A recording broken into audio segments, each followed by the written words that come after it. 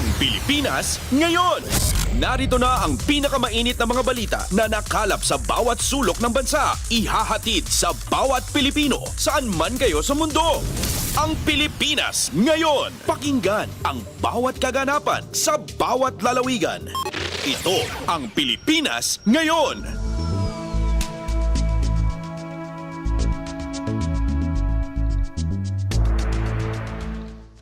Magandang araw po sa ating mga tagapakinig. Welcome po ulit sa ating programang Ang Pilipinas Ngayon.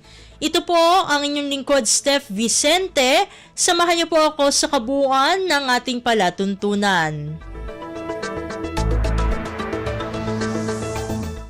Tulad ng dati, mapakikinggan po ang ulat ng ating mga kapatid na himpilan sa probinsya, ang ating mga segmentong balitang negosyo at kalakalan, balitang sports, at balitang artista maging ang ilan sa mga pangunahing balita mula dito sa ating bansa.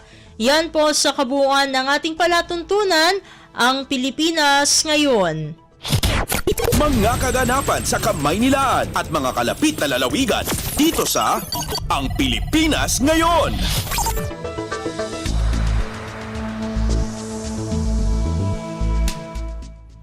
Sa makahalagang balita, nakiisa si Pangulong Ferdinand R. Marcos Jr. sa selebrasyon ng ika-123 Police Service Anniversary sa Camp Crame sa Quezon City nitong Huwebes, Agosto 8. Ang naturang selebrasyon ay mayroong tema na sa bagong Pilipinas, ang gusto ng pulis, ligtas ka. Nakasentro ang pagdiriwang sa mga accomplishment ng Philippine National Police o PNP sa nakalipas na siglo kung saan sinisiguro ng ating kapulisan ang kaligtasan ng sambayanang Pilipino. Narito ang kabuang mensahe ni Pangulong Ferdinand R. Marcos Jr. sa naturang kaganapan. Thank you to the Secretary of the Department of Interior and Local Government, Secretary Ben-Hur Abalos, for his introduction. Please take your seats. The Excellencies of the Diplomatic Corps who have joined us here this morning, National Security Council Secretary Ed Año, the NAPOLCOM Vice Chairperson and Executive Officer Alberto Bernardo, and the other heads of government agencies that are present with us, the Philippine National Police Chief, Police General Romel Francisco Marbil, AFP Chief of Staff General Romy Browner, the officers, non-commissioned personnel, and civilian employees of the PNP, distinguished guests, ladies and gentlemen, good morning. It is with pleasure that I join you today to be with our country's brave peacekeepers and protectors as we celebrate the 123rd Police Service Anniversary. For over a century, our police force has stood as guardians of peace, of order, and safety in our communities, ensuring the well-being, the security, and the dignity of every Filipino. This noble work is perfectly captured in this year's commemoration theme, Sa Bagong Pilipinas, ang gusto ng pulis, ligtas ka, which banners the PNP's aspirations in this new chapter of our nation's history. Not only does this speak of our law enforcers' commitment to ensure the welfare of our people, but it also advocates for a more profound transformation in the image of the police under a Bagong Pilipinas. Sa ilalim ng Bagong Pilipinas, ang ating mga kapulisan ay maaasahan, malalapitan, at mapagkakatiwalaan. Malakas ang kumpiyansa at matatag ang ugnayan sa pagitan ng pulisya at sa sambayanan. At tayong lahat ay nagkakaisa sa ating mithiing makamit ang isang mas mapayapa at maunlad na bayan. I acknowledge the strong determination of our police to maintain peace, security, and harmony in our beloved country. I salute all of the officers and personnel of the PNP under the current leadership of Police General Romel Marbil. His tenure over the past months has been filled with noteworthy reforms and achievements that we can proudly present to the Filipino public. Under General Marbil, the police have taken aggressive steps towards sustaining the gains of peace and order that we have collectively and painstakingly worked hard for. The PNP has intensified its patrol operations and increased police deployment, contributing to a notable drop in crime rates, particularly in what was formerly crime-prone areas. Under your leadership, the police has responded to nearly all, or to quote the actual number, 99% of the calls for police assistance. Last May 30, we operationalized the PNP Cybersecurity Operations Center to intensify our cyber patrolling. This initiative enhances our police cybersecurity capabilities, thus ensuring that the police can handle the complexities of cyber crimes.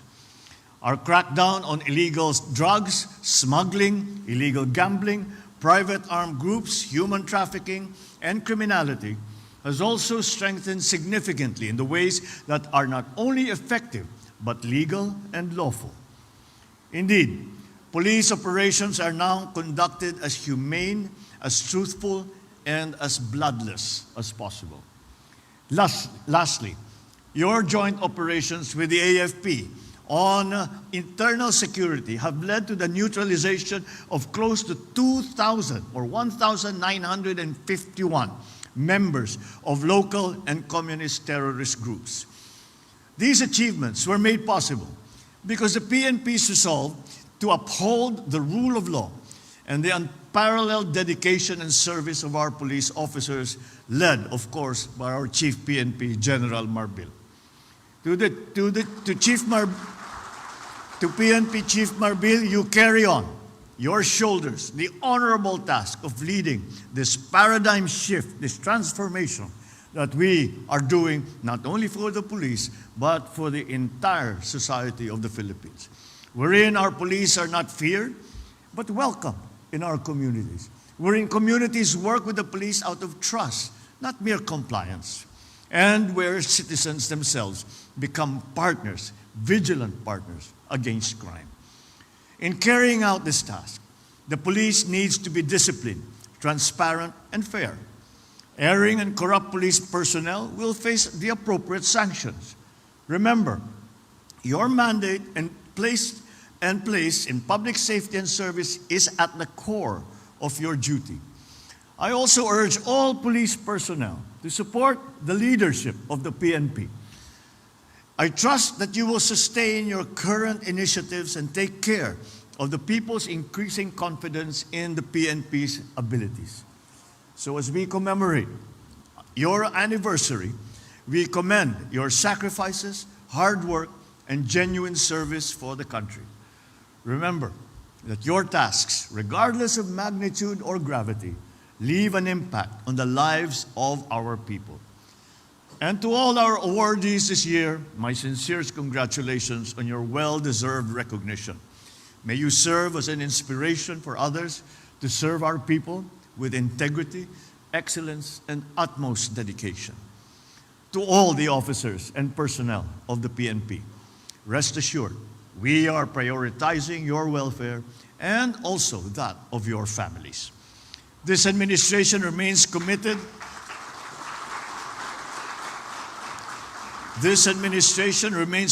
to supporting the PNP through the Comprehensive Capability Enhancement Program. We will also continue to provide additional logistical resources and advanced information technology tools to further empower our police force. As long as we are united by our common goal of protecting our people and ensuring that the rule of law reigns supreme, we are on track towards a safe, secure, and empowered Bagong Pilipinas. Once again, a happy 123rd anniversary to the Philippine National Police. Mabuhay ang ating kapulisan, mabuhay ang Bagong Pilipinas. Maraming salamat at magandang umaga sa inyong lahat. Si Pangulong Ferdinand R. Marcos Jr. Pasada ng mga balita mula sa Pilipinas para sa mga Pilipino saan man sa mundo. Ang Pilipinas ngayon.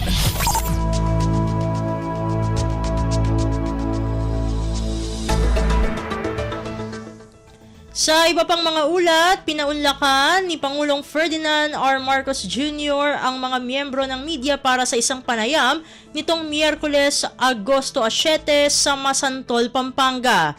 Ito'y matapos ang inaugurasyon ng Integrated Disaster Risk Reduction and Climate Change Adaptation Project Stage 1 o IDRRCCA-1 sa naturang bayan.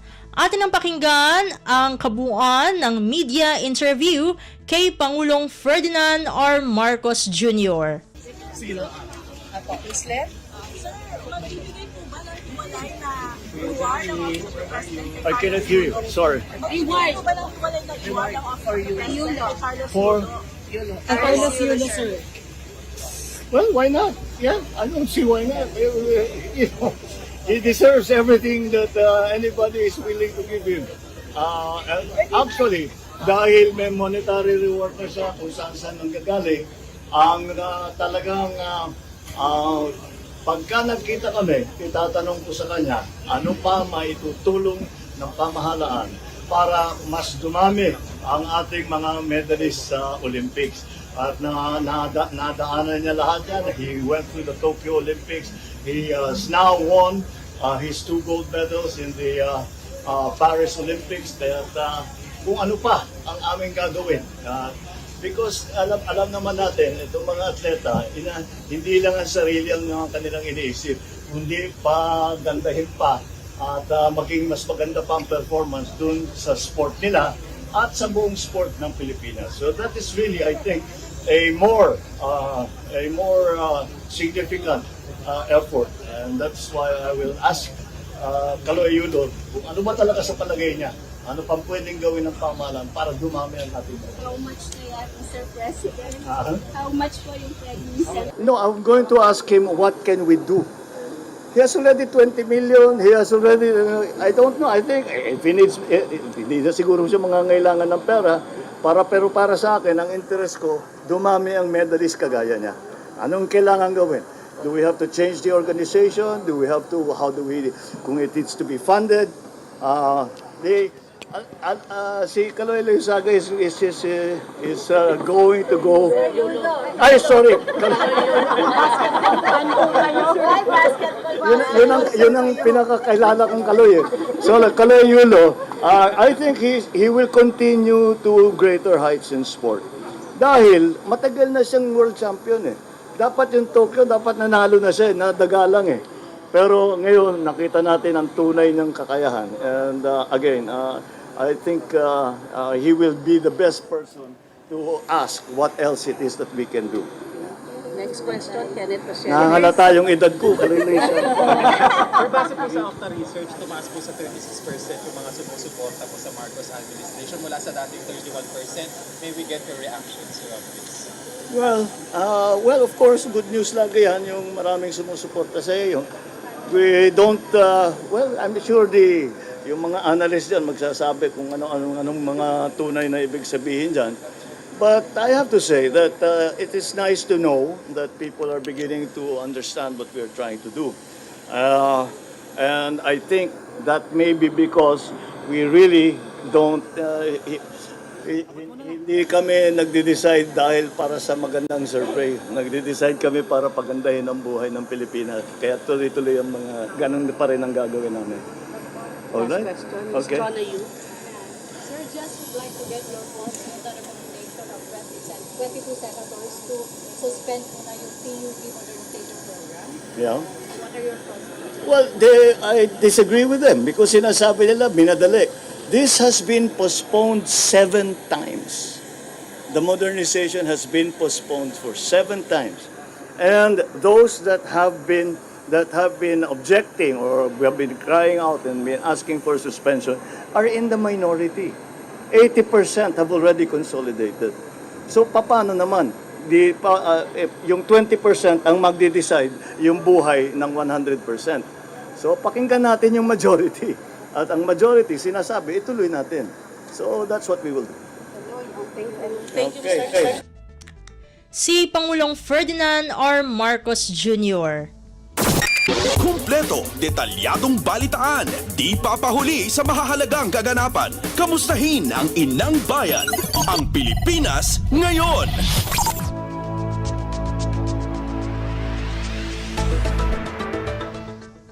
Samantala, Pangulong Ferdinand R. Marcos Jr. siniguro ang mabilis na pagkukumpuni sa mga pasilidad para sa irigasyon na nasira dahil sa mga nagdaang kalamidad tulad ng Bagyong Karina.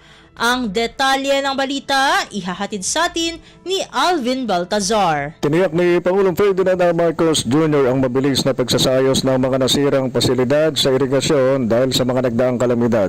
Dahil na din ito, sabi ng Pangulo, sa reflating program ng National Irrigation Administration na tatakbo hanggang sa susunod pang taon. Sa ginawang pangunguna ng Pangulo sa turnover ceremony ng 782 million pesos na halaga ng heavy equipment para sa NIA sa Mexico, Pampanga, sinabi nitong mahalaga ang nasabing proyekto lalo't marami pang mga lugar sa bansa ang hindi pa nakaka-recover sa nagdaang bagyong Karina at Butchoy. Bukod dito, dagdag ng Chief Executive ay malaking bagay din ang programa sa pagtatayo pa ng maraming irrigation facilities.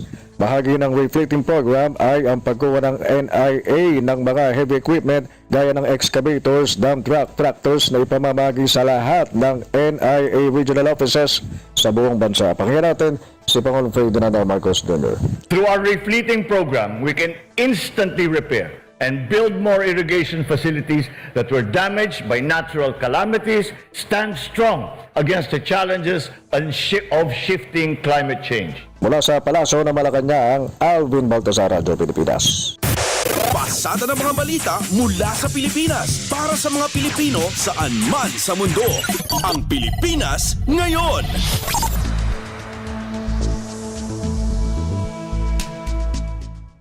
Sa iba pang mga ulat, emergency procurement ng bakuna kontra African Swine Fever target ng Department of Agriculture kasunod ng napaulat na outbreak ng sakit sa Batangas. Ang kabuang ulat ihahatid naman sa atin ni Mary Ann Bastasa. Nakatutok ng Department of Agriculture sa agarang pagtugon sa naiulat na African Swine Fever outbreak sa ilang lugar sa Batangas. Ayon kay Agriculture Secretary Francisco Chulorel Jr., inihahanda na ngayon ng kagawaran ang emergency procurement ng ASF vaccines para malutas ang sitwasyon. Hindi bababa sa 10,000 doses ng bakuna ang kinukonsiderang bilhin ng DA. Sa ilalim ng emergency procurement, mapapaikli sa 2 linggo ang purchase period para sa bakuna. Sisimulan na angin ng Bids and Awards Committee at pati na ng Bureau of Animal Industry ang pagbalangkas ng resolusyon para sa emergency procurement process. Sinabi naman ng kalihim na makatutulong din kung magdedeklara ng state of emergency ang mga apektadong munisipalidad para agad makapaglabas ng pondo ang DA sa pagbili ng bakuna. Bukod sa bakuna, magpapadala na rin ng DA ng industrial line para sa mga lugar kung saan nailibing ang mga apektadong baboy. Sa ngayon, nakikipag-ugnayan rin ng DA sa PNP at AFP para magpatupad ng mahigpit na checkpoints at maiwasan ang pagkalat ng ASF. Ito si Mary Ann Bastasa para sa Radyo Pilipinas. Kumpleto, detalyadong balitaan, di papahuli sa mahahalagang kaganapan. Kamustahin ang inang bayan, ang Pilipinas ngayon.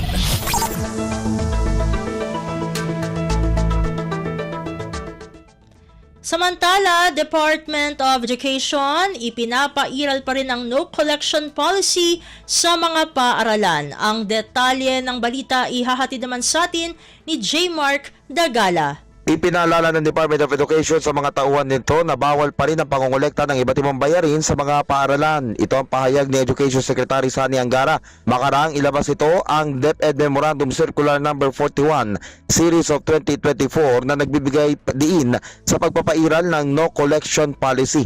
Sa ilalim ng naturang kautusan, bawal ang pagbebenta ng tiket at pangongolekta ng salapi sa mga mag-aaral mula sa mga classroom hanggang sa mga tanggapan ng paaralan. Binigyan din panakalihim na sakop din sa naturang kautusan ng mga pribadong paaralan hanggang sa sekundarya o senior high school, maging ito may voluntaryo o hindi. Subalit exempted naman dito ang membership fees sa Boy at Girl Scout of the Philippines at gayon din sa Philippine Red Cross, maging sa donasyon mula sa iba't ibang komunidad o institusyon para naman sa mga barrio school. Babala ng kagawaran, posibleng makulong ng 1 buwan at patawan ng multa salig sa Republic Act 4206 ang sino man lalabag sa naturang kautusan. J. Mark Dagala, Radyo Pilipinas. Pasada ng mga balita mula sa Pilipinas para sa mga Pilipino saan man sa mundo. Ang Pilipinas ngayon.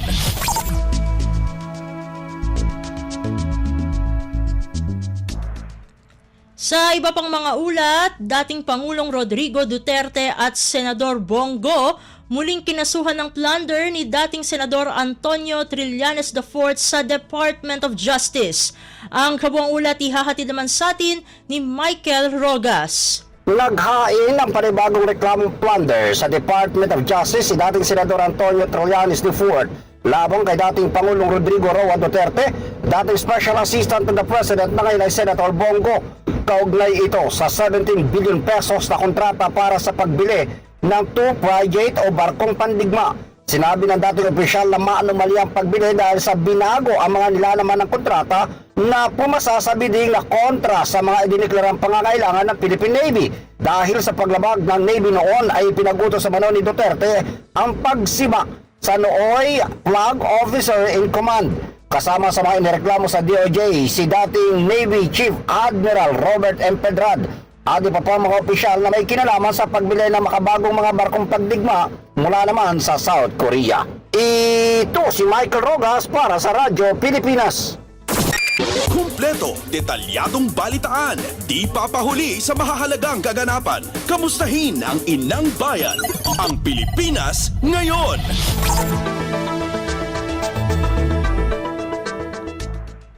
Samantala, paggamit ng drone, malaking tulong sa panahon ng kalamidad o ng kalamidad ayon sa FIVOX. Ang detalye ng balita ihahatid sa atin ni Hazel Morada ng RP3 Alert. Malaki ang naitutulong ng mga remotely piloted aircraft o mas kilala bilang drone pagdating sa disaster risk reduction and management. Sa panayam ng RP3 Alert kay FIVOX Science Research Specialist Daniel Buhay, ipinaliwanag ito na may iba't ibang drone application sa pagtama ng lindol, tsunami at aktibidad ng mga bulkan. Halimbawa dito ang pagmamapa ng active faults, tsunami hazard risk assessment, pagdadala ng coastal boundaries at pagsusuri sa mga malalaking bato na inanod matapos ang tsunami. Nakakatulong din ang drone sa monitoring ng mga bulkan, pagtukoy kung saan maaaring tumama ang lahar at paglalagay ng sensors na maaaring makakuha ng gas, content at water samples mula sa bunganga ng bulkan. Importante yun dun sa mga geochemist natin kasi gusto nilang malaman kung ano ba yung komposisyon ng mga tubig doon sa mga crater lakes na yun dahil nakakatulong yun sa pagmamonitor ng antas ng isang bulkan. Hinikayat din ng FIVOX ang mga lokal na pamahalaan at mga DRRM offices nito na sumailalim sa training ng ahensya sa pag-ooperate ng drones na magagamit sa panahon ng sakuna. Mula RP3 Alert, ito si Hazel Morada para sa Radyo Pilipinas. Pasada ng mga balita mula sa Pilipinas para sa mga Pilipino saan man sa mundo. Ang Pilipinas ngayon.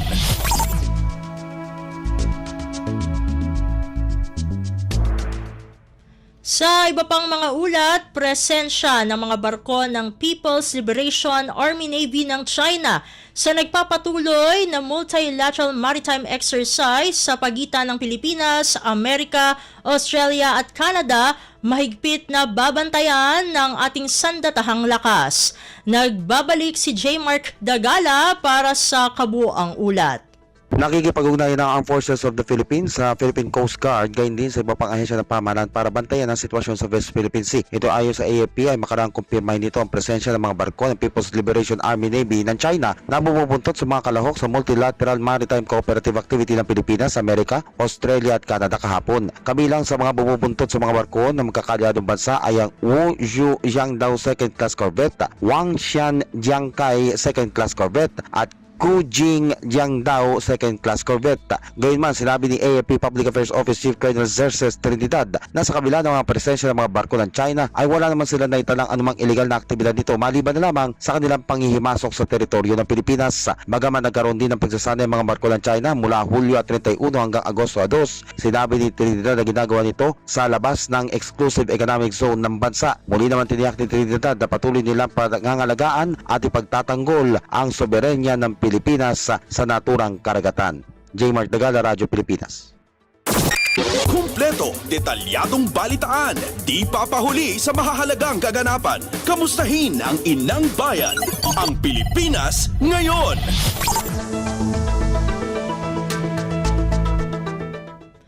Sa kaugnay na balita, multilateral maritime cooperative activity sa West Philippine Sea mahalaga sa pagpapalakas ng regional security ayon sa AFP Chief. Ang detalye ng balita, ihahatid naman sa atin ni Leo Sarne. Binigyang diin ni Armed Forces of the Philippines o AFP Chief of Staff General Romeo Bronner Jr. ang kahalagahan ng isinasagawang multilateral maritime cooperative activity ng Australia, Canada, Pilipinas at Estados Unidos sa pagpapalakas ng regional security at pagsulong ng kooperasyon sa mga international partner. Sa isang statement, sinabi ni General Bronner ng MMCA ay pagpapakita ng commitment ng mga magkaalyadong bansa na tiyakin ang kapayapaan at stabilidad sa Indo-Pacific region. Ang sabayang pagpatrolya ng magkaalyadong puwersa sa loob ng Exclusive Economic Zone ng Pilipinas sa West Philippine Sea ay nagsimula kahapon at magtatapos ngayong araw. Kabilang sa mga aktibidad na isinagawa ng mga kalahok na naglalayong mapahusay ang interoperability ng mga magkaalyadong puwersa, ang pre-sale briefing, communication exercise, division tactics, officer of the watch maneuver, photographic exercise, cross-deck landing operations, anti-submarine warfare exercise at contact reporting, maritime domain awareness. Mula sa AFP, ito si Leo Sarne para sa Radyo Pilipinas. Pasada ng mga balita mula sa Pilipinas para sa mga Pilipino saan man sa mundo. Ang Pilipinas ngayon.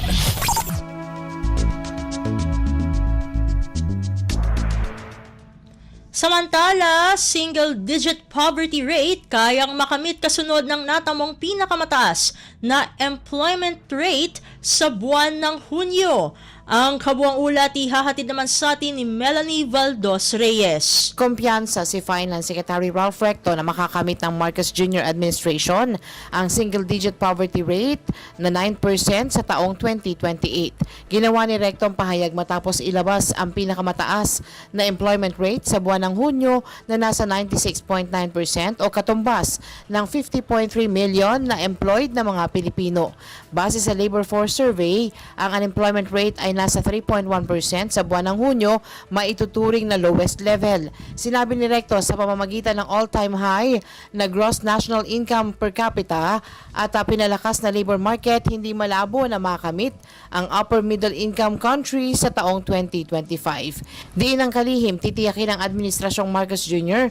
na makararating ang lahat ng Pilipino sa hangarin at mabibigyan ng dekalidad na trabaho at buhay ang mga Pilipino. Kaya naman anya sisiguruduhin ng kanyang kagawaran na bawat piso na makukolekta para pondohan ang 6.35 trillion pesos na budget sa taong 2025 ay para sa ikabubuti ng pamumuhay ng sambayanan. Melanie Valdos Reyes para sa Radyo Pilipinas. Kumpleto, detalyadong balitaan, di papahuli sa mahahalagang kaganapan. Kamustahin ang inang bayan, ang Pilipinas ngayon.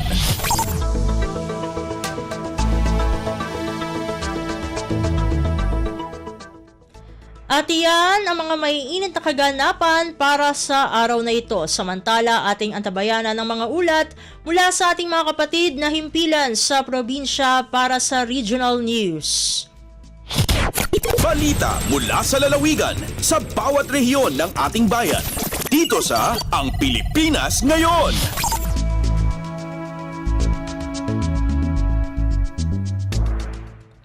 Narito na ang bugso ng ating mga regional news. Dumako muna tayo sa rehiyon ng Luzon.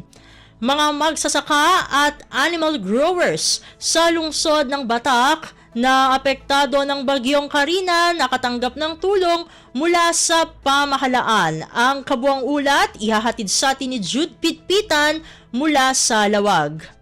Narway manalon ken animal growers iti syudad ti Batak ti nakaawat ti tulong ken sukat dagiti naperdi ang mula kan dingwanda gaboy ti sangbay ti bagyong Karina diti probinsya itay napaan a bulan. Basaritin parukan ta datos sa iti LGU o patapulog at 5 manalon tinaypayan tinapsak sprayer, humos, pesticide ken foliar fertilizer baba ni Tagri kadito program. Irinto nga dapay tinaypayan kadagiti assorted bini itinatang. Malasin ti datoy sa 17 nga animal raisers tinay kan ti food pack sirinto nga dapay ti imawat kadagiti baboy kalding ken feeds tapno matulungan dagitoy nga agtartaragan ti livestock ang makabangon manipod iti nasao di digra sa 10 kat 8 kadagitoy ti imawat iti Burias ken 20 kat 6 kadakwada kat imawat mat iti kalding manay ti datoy 40 a persons with disabilities ti imawat ti 3,000 pesos iti tunggal maysa ken dapay ti 7 pamilya tinaikan ti construction materials a pagtarimaan iti pagtanganda. May palagip nga iti banag ta agrikultura dati agarop 6 million pesos danyos anay maldit iti LGU Batak 2 million pesos kadagiti mula ken 4 million pesos kadagiti agri-infra projects. Manipod iti syudad Dilawag, Jude Pitpitan para iti Radyo Pilipinas World Service. Balita mula sa lalawigan sa bawat rehiyon ng ating bayan. Dito sa Ang Pilipinas Ngayon.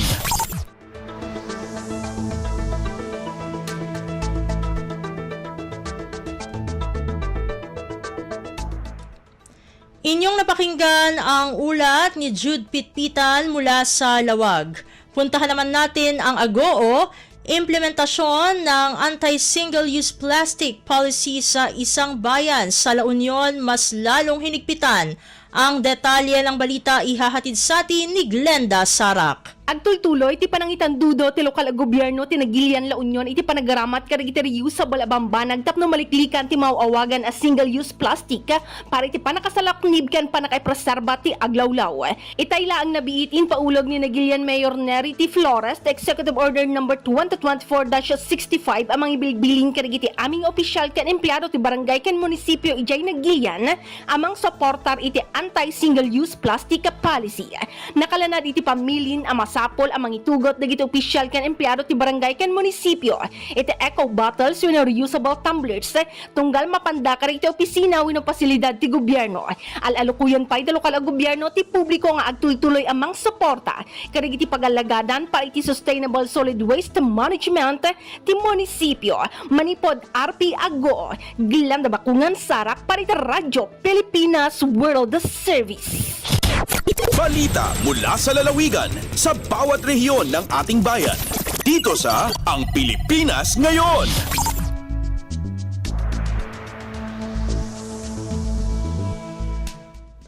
Inyong napakinggan ang ulat ni Glenda Sarak mula sa AGOO. Dumako naman tayo sa Tuguegarao. Mahigit 200,000 ektarya ng palayan sa Cagayan Valley Region natamnan na ngayong wet cropping season. Narito si Vivian de Guzman para sa balita. Addan itinasuro ka 2,000 hektarya ti pinagayan tinamulaanan diti Region 2 para iti wet season crop. Segundo ito iti DA. Kinuna ni Rice Program Coordinator Marvin Luis, dagitoy nakabaal iti awag ti DA, anasapa pa nagmula tapnon makapag-harvest da. Sakbay pa iti yaay dagiti napipig sa Abagyo into October kan November iti daytoy atawan. Ti 200,000 na hektarya pasat iti total rice production area ti Region 2 at 312,000. Nga isot rason tapno mabaabot ti 350% iti rice sufficiency level ti region. Isot paggapuan iti bagas para kadagiti taga NCR kanda dumapay a regions. Kinunana ang manarimanan ang may kamkamakam ita ti panagmula iti nasuro ka asang agasot a 1,000 hektarya. Kalpasahan ana parnuay dakarina ken habagat iti sufisyente adunum para kadagiti pinagayan.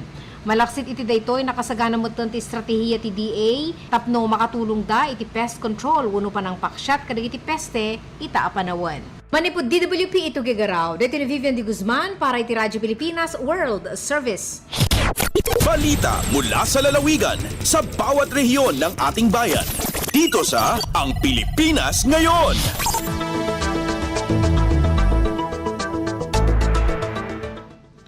Inyong napakinggan ang ulat ni Vivian de Guzman mula sa Tuguegarao. Puntahan naman natin ang rehiyon ng Kabisayaan. 500 PWDs sa lungsod ng Borongan tumanggap ng ayudang pinansyal. Ang detalye ng balita ihahatid sa atin ni Sok Aberia mula sa Borongan. Kinarawatin ayuda pinansyal in por lo menos 500 nga ihapin persons with disability PWD sa syudad ng Borongan. Tikang ang lokal nga pamunuan naging dumara nga payout ang pagburoblegan City Treasurer's Office, City Social Welfare and Development Office ug Federated PWDs Association ng syudad na naglabay nga adlaw. Ginduhol nga dahil nasabi nga PWD sa tunira monthly monetary allowance para mga bulan han Enero nga dahil Abril hanya nga tuig 2024 nga nagkakantidad na kabugusan hin 1 mil peso. Ang nasabi nga Social Services Program ingin parigunanan City Ordinance Number 251 Series of 2023, an ordinance granting monthly monetary allowance to eligible PWDs in the city of Borongan. Samtang nag-aproba rin Supplemental Appropriation Ordinance kantidad 1 milyon peso at lokal nga pamunuan agud mapunduhan at padayon nga pagpapatuman na nasabi nga programa yana nga tuig. Tika nga syudad ng Borongan, Caberia, Radyo Pilipinas, World Service. Balita mula sa lalawigan sa bawat rehiyon ng ating bayan. Dito sa Ang Pilipinas Ngayon.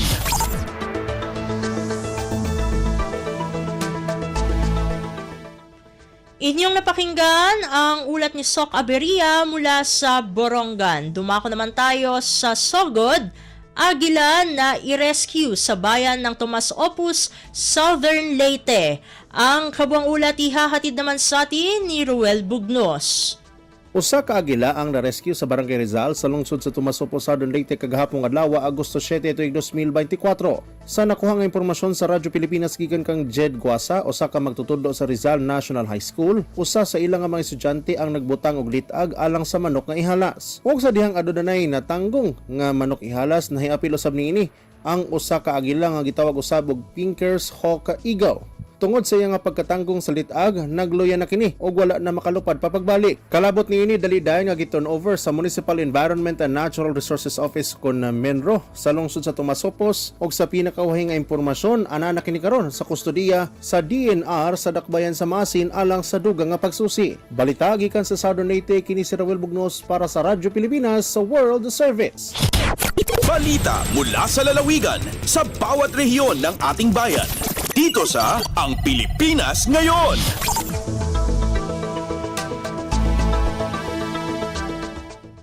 Inyong napakinggan ang ulat ni Ruel Bugnos mula sa Sogod. Puntahan naman natin ang Kalbayog, 375 college students mula sa probinsya ng Samar nakatanggap ng cash incentive sa Tarabasa Tutoring Program ng Department of Social Welfare and Development.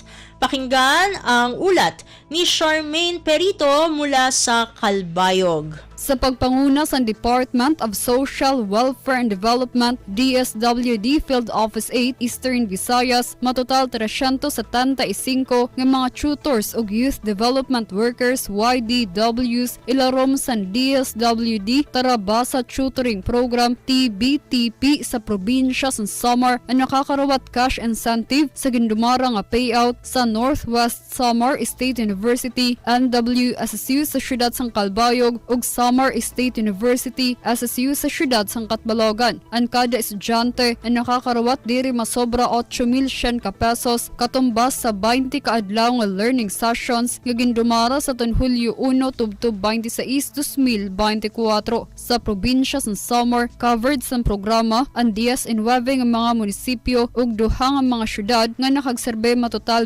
1,981 nga mga learners ug 1,977 nga mga kag-anak. Tikang sa Radyo Pilipinas Kalbayog, Charmaine Perito para sa Radyo Pilipinas World Service. Balita mula sa lalawigan sa bawat rehiyon ng ating bayan. Dito sa Ang Pilipinas Ngayon.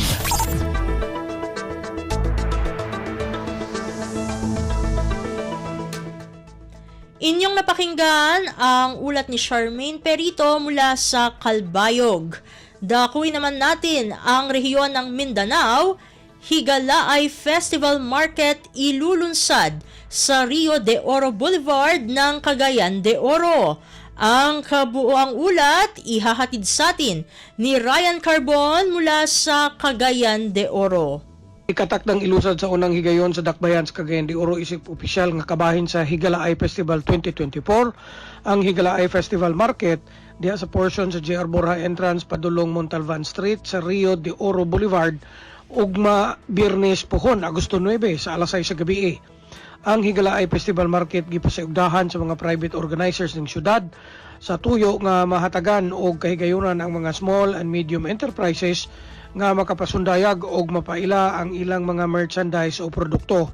Gani man, suportado sa syudad ang pagpahigayon sa Higala Eye Festival Market pinasikad sa Executive Order number 328-2024 ni City Mayor Uy. Diin nalatid nga ang Higala Eye Festival Market ubos sa pagdumala sa Higala Eye Festival Technical Working Group o Rio de Oro Boulevard Management Team. Gikan sa RP1 Cagayan de Oro City, Ryan Carbon para sa Radyo Pilipinas World Service. Balita mula sa lalawigan sa bawat rehiyon ng ating bayan. Dito sa Ang Pilipinas Ngayon.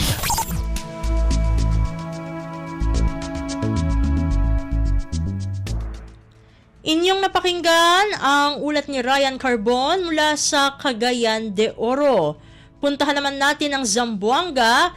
Department of Agriculture sa Region 9 nagbigay ng 17,000 pisong halaga ng durian production inputs sa pamahalang panlalawigan ng Zamboanga del Sur. Narito si Leslie Cubol para sa balita. Nagtunol og 17 ka milyon ka pesos ng kantidad sa durian production inputs ang Department of Agriculture Region 9 sa pangagamahan ng probinsyal sa lalawigan sa Zamboanga del Sur. Kiniisip Agricultural Assistance and Intervention sa mga maguma ilawom sa High Value Crops Development Program sa Departamento sa Agrikultura. Ang pagtunol sa maong production inputs gipahigayon sa Dagbayan sa Pagadian sa pagpangulo ni DA9 Regional Executive Director Engineer Marcos Aves Sr. Sa iyang mensahe, gibutyag ni Red Aves nga ang interbensyon sa kagamhanan makatabang sa mga maguma nga makabaton og dugang kita. Ang mga ayuda gilangkuban sa 180,000 kabuok nga durian seedlings o sa gatos ka plastic crates, 1,242 ka sako nga inorganic fertilizer o 816 ka botelya nga liquid fertilizer. Sa ngalan sa mga mag-uma sa probinsya sa Zamboanga del Sur, mahinang pong gidawat ni Governor Victor Yu ang maong production inputs. Gikan diri sa Radyo Pilipinas Zamboanga, kini si Leslie Cubol para sa Radyo Pilipinas World Service. Balita mula sa lalawigan sa bawat rehiyon ng ating bayan. Dito sa Ang Pilipinas Ngayon.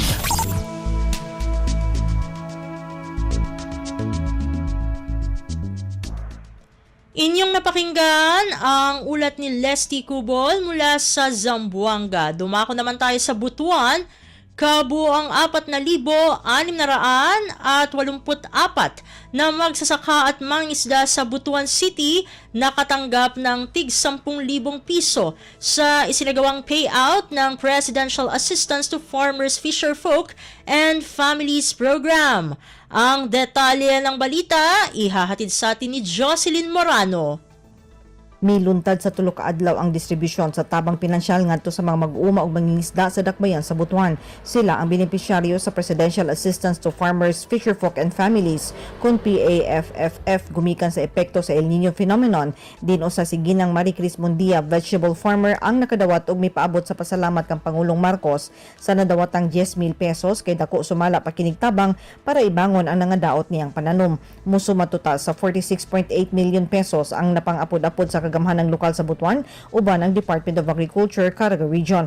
Kabahin kini sa gitunol ni Pangulong Ferdinand R. Marcos Jr. atol sa pagbisita sa Caraga Region para ihatag ang mga tseke. Gawas sa Butuan, natunol usab sa Pangulo ang PAFFF assistance sa Surigao del Sur, kantidad 12.48 million pesos, 50 million sa Agusan del Sur, 28.2 million sa Agusan del Norte, 10.5 million sa Surigao del Norte ug 10 million sa Dinagat Islands. Mula sa RP Butuan, ito si Jocelyn Morano para sa Radyo Pilipinas World Service. Balita mula sa lalawigan sa bawat rehiyon ng ating bayan. Dito sa Ang Pilipinas Ngayon.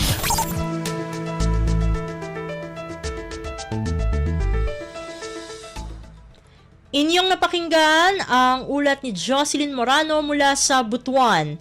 Puntahan naman natin ang Iligan, Batang Bangsamoro na sungkit ang gintong medalya at hinirang bilang Nuclear Science Ambassador sa kauna-unahang International Nuclear Science Olympiad sa Pampanga. Ang kabuang ulat ihahatid naman sa atin ni Sharif Timhar Habib Majid. Nasakmit sa usa ka batang Bangsamoro nga si Muhammad Nur Kasib, iskolar gikan sa Philippine Science High School Central Mindanao Campus, ang gold medal sa First International Nuclear Science Olympiad nga gipaygayon niadtong July 31 hangtod August 6 sa SMX Convention Center Clark, Pampanga. Gawas sa gold medal gitudlo usab si Kasib isip Nuclear Science Ambassador tungod sa iyang pinakataas nga score sa mga Olympiad. Sumala sa International Atomic Energy Agency, isip usa ka Nuclear Science Ambassador, magpasundayag si Kasib sa pagpasiugda sa nuclear science ngadto sa publiko ug magdasig sa umaabot nga mga henerasyon sa mga siyentista ug mga inhinyero. Gipanguluhan kini sa Department of Science and Technology o DOST Philippine Nuclear Research Institute nga gisalmutan sa 55 ka mga tinun-an gikan sa 14 ka nasod sa Asia Pacific region. Tumong nini nga mapalapad ang kahibalo sa mga high school students bahin sa malinawon nga paggamit sa nuclear science o technology. Sa kinatibuk-an nakakuha og 2 ka gold medals ug 1 ka silver medal ang Team Pilipinas sa maong Olympiad. Gikan sa Radyo Pilipinas Iligan, kini Sharif Timhar alang sa Radyo Pilipinas World Service. Balita mula sa lalawigan sa bawat rehiyon ng ating bayan. Dito sa Ang Pilipinas Ngayon.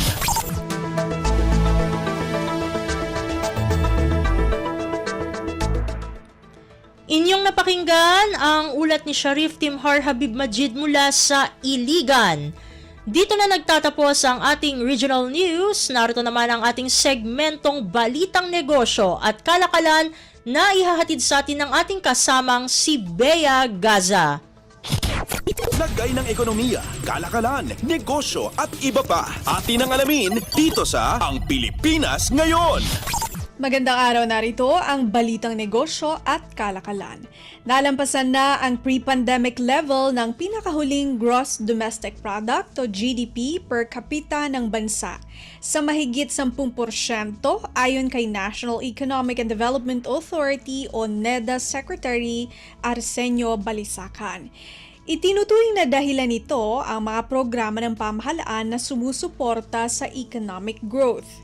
Bilang parte ng Department of Budget Coordination Committee o DBCC, ibinahagi ni Balisacan sa mga mambabatas sa budget briefing sa House Appropriations Committee ang mga nakamit ng pamahalaan sa huling ilang taon upang makarekubre sa epekto ng Coronavirus Disease 2019 o COVID-19 pandemic.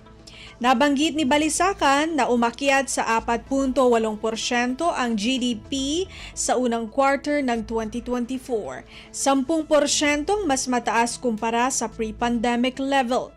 Ipinapakita sa datos ng World Bank noong 2019 na nasa $3,413.8 ang GDP. Nang magsimula ang COVID-19 noong 2020, bumaba ito sa $3,224.4. Sa ngayon, nasa mahigit $3,700 ang GDP o average income kada tao sa isang bansa. Lagay ng ekonomiya, kalakalan, negosyo at iba pa. Atin ang alamin dito sa Ang Pilipinas Ngayon. Bumaba ang local farm output sa ikalawang quarter ng taon dahil sa mas matagal na tagtuyot sanhi ng El Nino, ayon ito sa datos ng Philippine Statistics Authority o PSA. Iniulat ng PSA na kabuang 413.91 billion pesos ang halaga ng agricultural production ng bansa mula Abril hanggang Hunyo. 3.3% ang ibinaba kumpara sa 427.95 billion pesos sa kaparehong period ng nakaraang taon.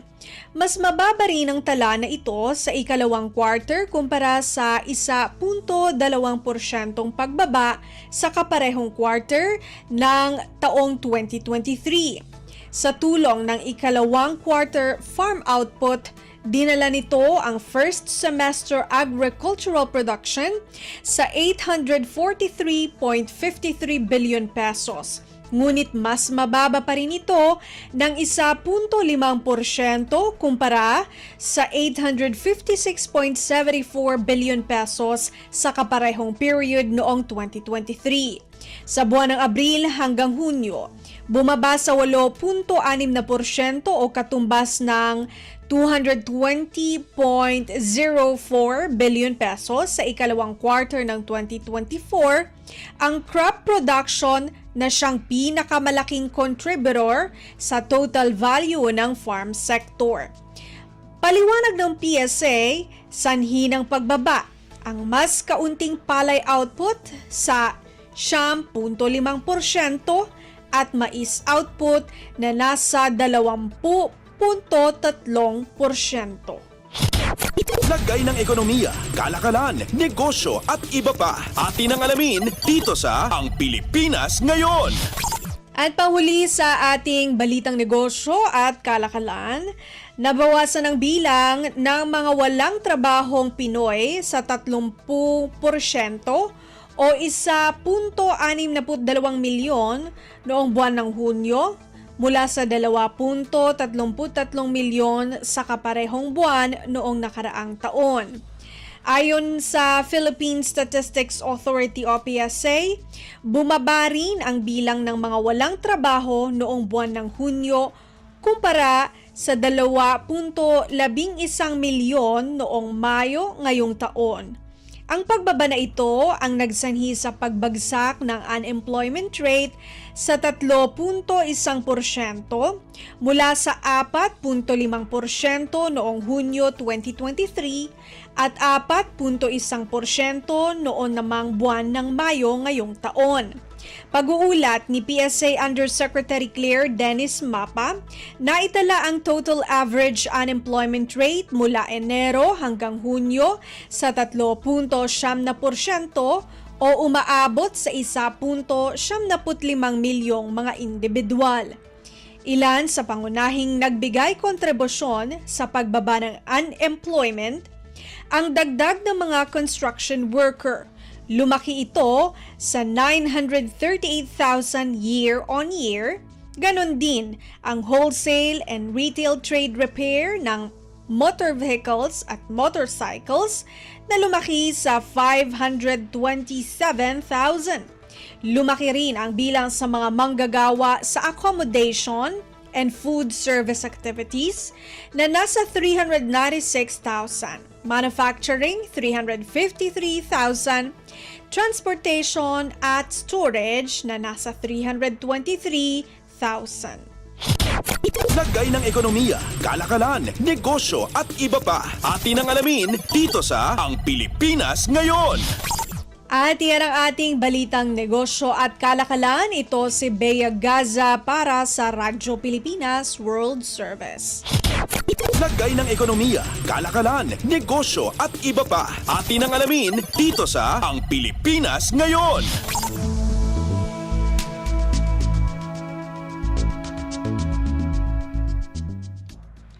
Maraming salamat, Bea, para sa ating segmentong Balitang Negosyo at Kalakalan. Narito naman ang ating segmentong Balitang Sports na ihahatid sa atin ng ating kasamang si Leo Magpayo. Updates at pinakahuling mga usapin sa mundo ng palakasan. Atin ang pakinggan dito sa Ang Pilipinas Ngayon. Magandang araw. Narito na po ang Sports Balita. Bigo na makapasok sa finals si Filipina boxer Nesty Petesio pagkatapos matalo via split decision kay Julia Ceremeta ng Poland sa Women's 57 kg semifinals sa 2024 Paris Olympics. Nakuha ng 32 anyos na si Petesio ang unang round, subalit ang mas matangkad at mas mahabang galamay ng 20 anyos na Polish fighter ay hindi hamak na mas nakalalamang sa laban. Susunod na mga kalaban ni Ceremeta ay si Chinese Taipei Yung Ting Lin sa finals. Tinalo ni Lin si Esra Yildiz Karaman ng Turkiye sa semifinals. 4 na Pilipino na lamang ang natitira sa Paris Games, ang mga weightlifters na sina Vanessa Sarno at Elrin Ando at golfers Doti Ardina at Bianca Pagdanganan. Samantala, inanunsyo ni Filipino Olympian at pole vaulter EJ Obiena na inimbitahan niya ang mga magagaling na pole vaulter sa buong mundo na lumahok sa isang kompetisyon na gaganapin sa Pilipinas. Ayon kay Obiena, nakarehistro daw ang event sa World of Athletics at gaganapin ito sa Setyembre 20 sa Ayala Triangle Gardens sa Makati. Sinabi ni Obiena na si Paris bronze medalist Emmanuel Karalis ng Greece ay mukhang pupunta at sigurado ang paglahok ni Huang Bokai ng China. Inimbitahan din ni Obiena si Paris gold medalist at world record holder Mondo Duplantis at Oleg Zernikel ng Germany. Updates at pinakahuling mga usapin sa mundo ng palakasan. Atin ang pakinggan dito sa Ang Pilipinas Ngayon. At balitang Paris muli, maagang lumabas sa kompetisyon si Filipino weightlifter John Siniza sa men's 61 kg division sa 2024 Paris Olympics.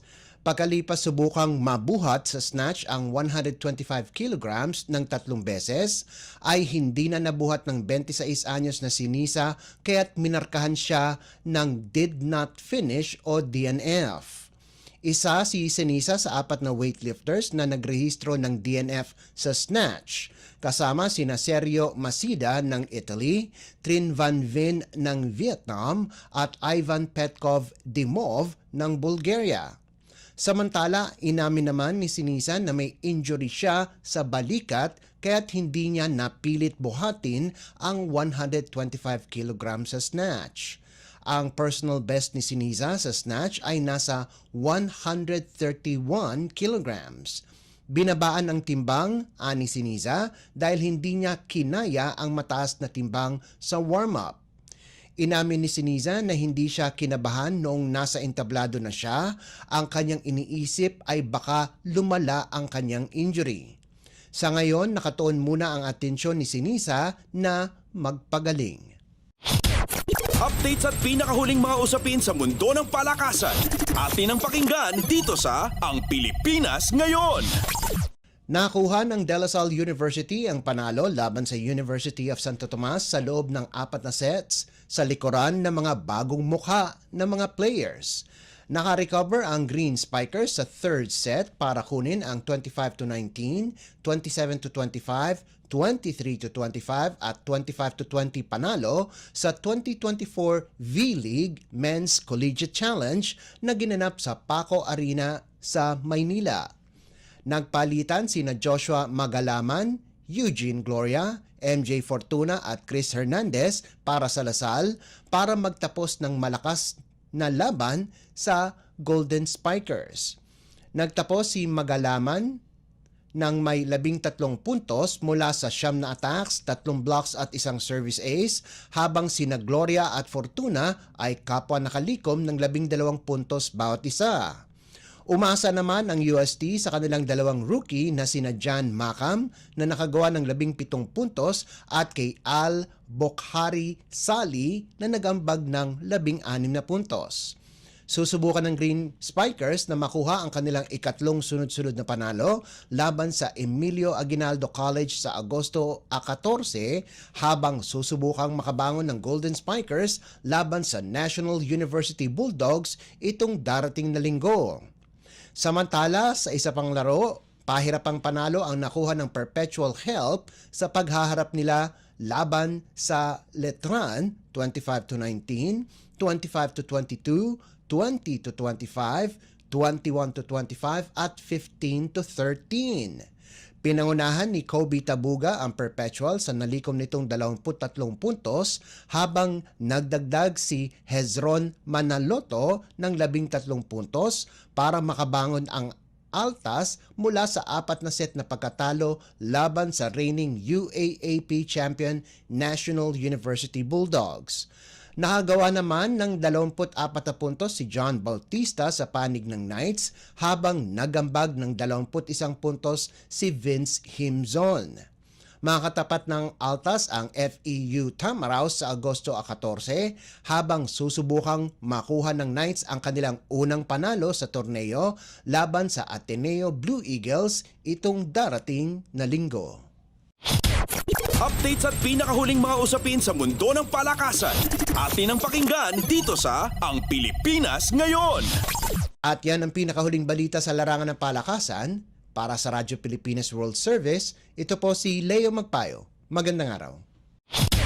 Updates at pinakahuling mga usapin sa mundo ng palakasan.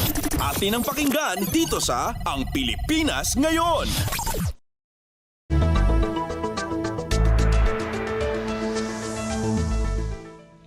Maraming salamat, Leo, para sa ating segmentong Balitang Sports. Samantala, narito na ang mga latest chika sa ating segmentong Balitang Artista kasama ang nag-iisang si Mama JT.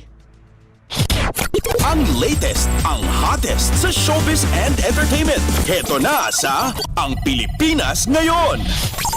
Magandang araw sa ating mga chismoso at chismosang nag-aabang ng mga trending na balita sa mundo ng showbiz. Ito na ang ratsyada ng mga chika. Nakiusap ang chairman ng Film Development Council of the Philippines na si Joey Reyes sa media patungkol sa mas umiingay na sigalot sa pagitan ng two-time gold medalist na si Carlos Yulo at ng kanyang ina na si Angelica Yulo. Sa kanyang Facebook page ay ibinahagi ng direktor ang kanyang sentimento tungkol sa issue ng atleta at sa kanyang ina. Sabi ni Reyes, sa halip na mag-focus ang media sa issue ni Carlos, sa kanyang ina ay sana raw mas bigyang pansin ang ibinigay na karangalan ng binata sa ating bansa. Ngunit sa kabila ng magandang punto ni Direk Joey, ay hindi pa rin maiwasan na mabigyan ng spotlight ang ina, lalo na at nagkaroon na ng sagutan mula sa dalawang panig. Maging ang kapatid ni Carlos ay nagsasalita sa social media, bagay na mas nagpapalala ng issue. Kung matatandaan ay nagkaroon ng press conference ang ina ni Carlos kung saan isiniwalat niya ang kanyang nararamdaman sa mas lumalaking issue sa pagitan nila ng anak at doon ay humingi siya ng tawad sa kanyang anak. Ang latest, ang hottest sa showbiz and entertainment. Heto na sa Ang Pilipinas Ngayon. At sa iba pa natin chika for today, magkahalong pagkasabik at kaba ang nararamdaman ni Rhea at Taide habang papalapit na ang araw ng kanyang panganganak.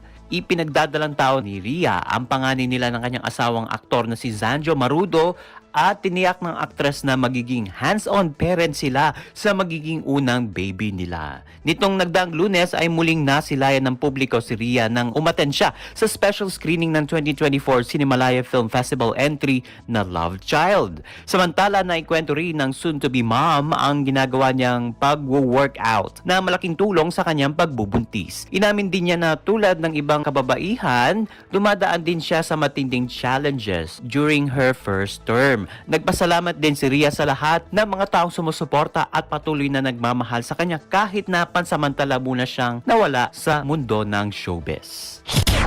Ang latest, ang hottest sa showbiz and entertainment. Heto na sa Ang Pilipinas Ngayon.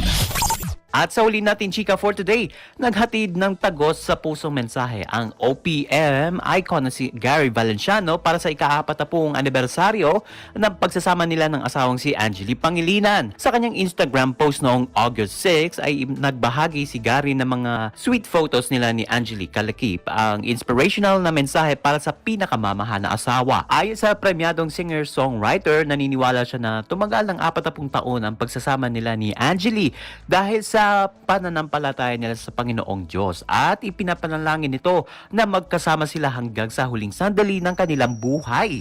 Maraming kapwa niya singers at celebrities ang nagpaabot ng pagbati sa 40th anniversary ng mag-asawa kabilang sina Martin Rivera, John Arcilla, Rodjun Cruz at maging ang ilang mga netizens. Iginasal sina Gary at Angeli noong 1984 at biniyayaan sila ng 3 anak, sina Paulo Gabriel at Kiana Valenciano.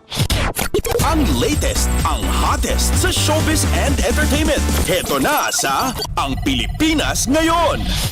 At wala na tayong sapat na oras para sa ating balitang artista. Maraming salamat mga kachismi sa pakikinig sa aking mga chika for today. Ako po si Mama JT para sa Radyo Pilipinas World Service.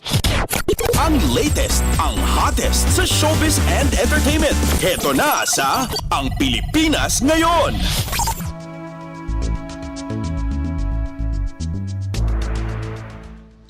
At yan po ang kabuuan ng ating programa para sa araw na ito. Magpapasalamat muna tayo sa ating mga nakasama Sa ating transmitter site sa Tinang, sa studio, kasama natin si Milo Jonella, Susan Aison at Anthony Pimentel. Salamat din sa mga naghatid ng mga ulat mula sa Kamaynilaan at mga probinsya, pati na rin ang naghatid sa atin ng ating segmentong Balitang Negosyo at Kalakalan na si Bea Gaza, ng segmentong Balitang Sports na si Leo Magpayo at ng segmentong Balitang Artista na si Mama JT. At syempre, maraming salamat sa ating station manager na si Mr. Ray Sampang. Maraming salamat po hanggang sa susunod na edisyon ng ating palatuntunan. Huwag kalimutang mag-like, mag-follow at mag-subscribe na sa mga social media account o page ng Radyo Pilipinas World Service upang maging laging updated sa mga mahahalagang balita. Ito pong muli ang inyong lingkod, Steph Vicente. Mabuhay po tayong mga Pilipino. At yan ang Pilipinas Ngayon.